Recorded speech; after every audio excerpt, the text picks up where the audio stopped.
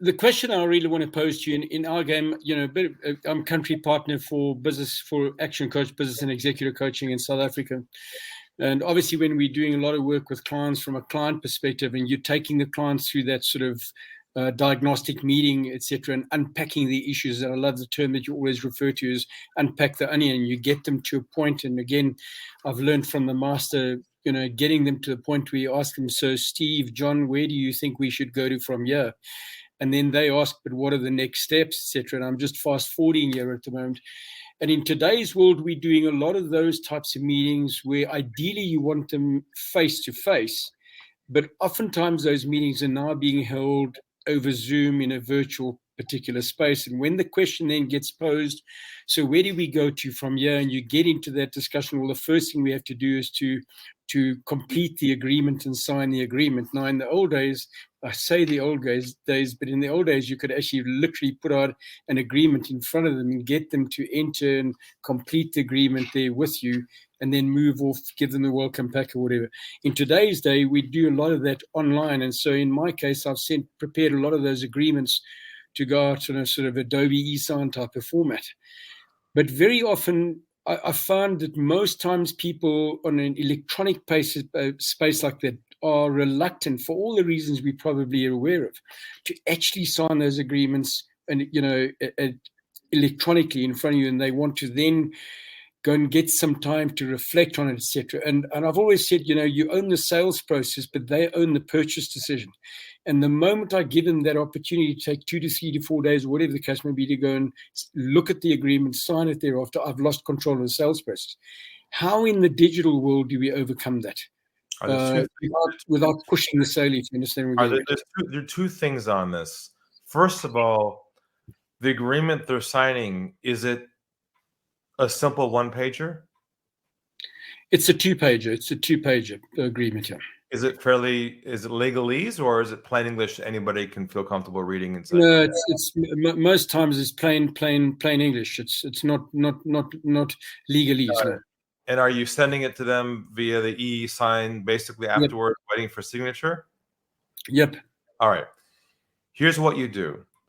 When they say, where should we go? When you say, where do you want to go from here? And they say, how do we move forward with this? And you describe the terms and how it works. They say, it sounds good. Here's what you do. You say, why don't we take care of this now? Mm-hmm. And you stay with them on Zoom, and you have them share screen. And you email it to them while they're on Zoom. Have them open it with you on Zoom. Have them read it with them word for word. You have any questions on that? That makes sense. And you literally have them sign it with you on Zoom. Mm-hmm. You don't send it and and turn it off Zoom. You do it right there and then. That's. Have you tried that before?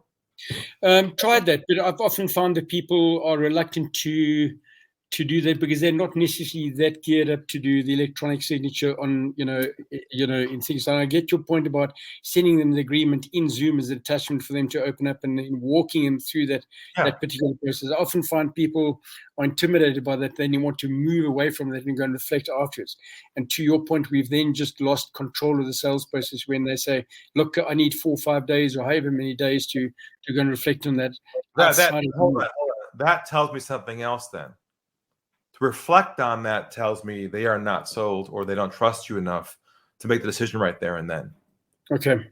This is an issue of trust, not an issue of the agreement. If they are indecisive, and they can't say to you, Peter, let's do this. There's another issue going on. It's not the contract. Interesting. Yeah. Now, first of all, what are they signing for exactly? What's the details of the program briefly? It is a typically a 12-month agreement to enter into a business or an executive coaching agreement with us. Okay, so you're a 12-month model. Okay, that's fine. So we won't touch that. But this goes back. What I always say: the sales lost in the beginning and not the end. Something is going wrong from the point of you unpacking their problem. And then from that bridging to the agreement, there's a piece right in the middle of that. And I think what's missing there is a roadmap piece, which is a piece. I don't know if you have access to that. That's my newest technology I've created. It's a visual tool that onboards them to your process where they agree to move forward and they own the next step. That's inside my Mindset Club. It's the one called Sale Course. But I think you're missing a component of trust in your process, because if they did trust you, then they would sign right there and then. Okay. Yeah, I think your roadmap sounds interesting. Certainly look that up. No worries. Take care. Good to see you again. Thanks, Ari.